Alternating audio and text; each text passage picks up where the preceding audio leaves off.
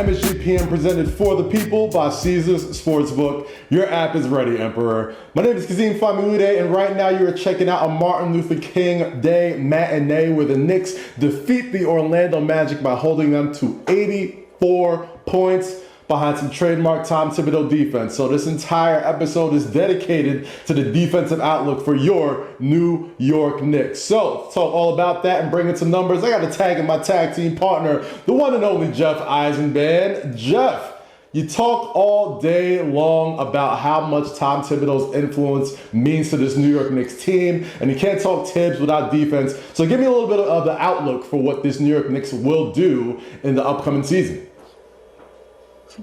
Well, first of all, I feel like we need that Madden Ray Lewis clip, right? Defense wins championships for this entire segment. You talked about it, about being about defense. And this game against the Orlando Magic, believe it or not, Kaz, the Magic in Madison Square Garden on Martin Luther King Day were actually favored on Caesars Sportsbook by 2 points. So it's crazy how things would change as the season went along. Of course, when you look at the Knicks' defensive statistics, just incredible what Tom Thibodeau was able to do this season. The Knicks, 104.7 points allowed last year. That was first in the NBA. 44% was the opponent field goal percentage. That was also first in the NBA. But there's always ways the defense needs to improve, and I'm sure Tom Thibodeau is trying to do that with the guys as we head into training camp. 12 three-pointers allowed for the Knicks last season. That was 10th in the NBA. Still good, but you know Tibbs thinks that could be better. You bring in Kemba Walker, you bring in Evan Fournier, perhaps strengthen your perimeter defense. 44.1 rebounds per game for the Knicks. I know, is that a defensive statistic? We could argue that all day, but that was 16th in the NBA, and the Knicks were 17th in defensive rebounding. So if you're thinking about those stats that I gave you, those teams missing shots, that poor field goal percentage, the Knicks do need to improve their rebounding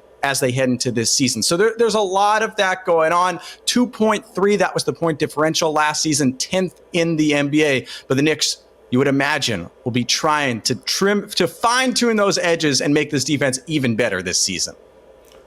Jeff colored me shocked, but I think a good defensive team by Tom Thibodeau means he's going to want more next year. I don't think he's that satisfied yet, but let's jump into some odds for the 2022 NBA Defensive Player of the Year. Producers, you know what time it is. Full screen me real quick. We got Rudy Gobert, surprise, surprise, leading that charge with plus 350 odds, followed by the embattled Ben Simmons, Lakers star Anthony Davis, Giannis Antetokounmpo behind him, and Joel Embiid and Miles Turner rounding out that field. If you want to put some smart money down, who do you look to, Jeff?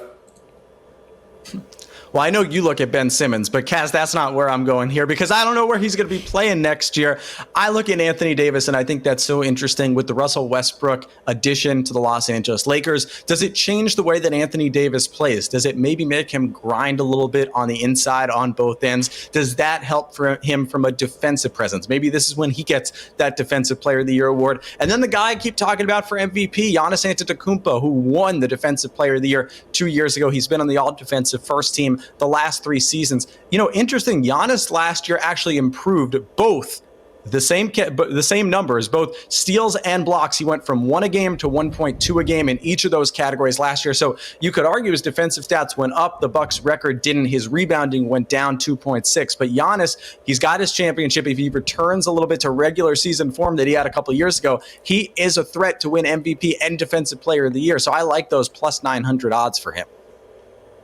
Yeah, I like those odds too, but I mean, come on. Rudy Gobert getting another Defensive Player of the Year award. I mean, at this point, you can't knock the Frenchman for everything he's done on that side of the ball. But let's take a look at some long shots, some underdogs possibly for this Defensive Player of the Year award. And definitely, I got some interest over here with Mitchell Robinson at 5,000 odds down here, but some very interesting names. Drew Holiday made a name for himself during the NBA Finals. Draymond Green is always going to be in the mix. Bam Adebayo coming off that very impressive Olympic run. And you got Paul George and DeAndre Ayton, 2 guys who really made a name for themselves in the Western Conference Finals this past year. Out of these underdogs, these long shots, and don't say Mitchell Robinson because I want to say it. Who do you got that sticks out the most over here, Jeff? Yeah, we'll talk about Mitchell Robinson in a second. Those odds are juicy, obviously. Drew Holiday, Draymond Green, you could talk about how those two guys have Drew Holiday basically helped his team win a championship last year with his postseason defensive presence. But I always think it comes down to someone on the interior, and I love Bam Adebayo. I talked about how much I love the Heat going into this year. They're healthier. And when you look at Bam's stats, last year, 1 block per game, 1.2 steals per game, he actually had 1.3 blocks per game 2 years ago. And I think that's important because he was much healthier 2 years ago when he was an all-star, when the Heat went to the NBA Finals, than he was last year. Bam can be such a great player in this league, and I think people underestimate just how great and how important his defensive presence is. I think the blocks, the steals, the rebounding all goes up, and with the addition of a player like Kyle Lowry, with Jimmy Butler and everyone going for it, this is set up to potentially be the year that Bam gets that Defensive Player of the Year. I'm not mad at that because I'm looking at Mitchell Robinson at plus 5,000 odds and saw what Nerlens Noel did last year. I mean, he made a pretty late charge for some all-defense team as well. And Mitch Robinson clearly outplayed him for that starting lineup spot. So hopefully he comes back healthy, looks bigger, looks stronger. And you never know what he can look like as soon as this season gets underway.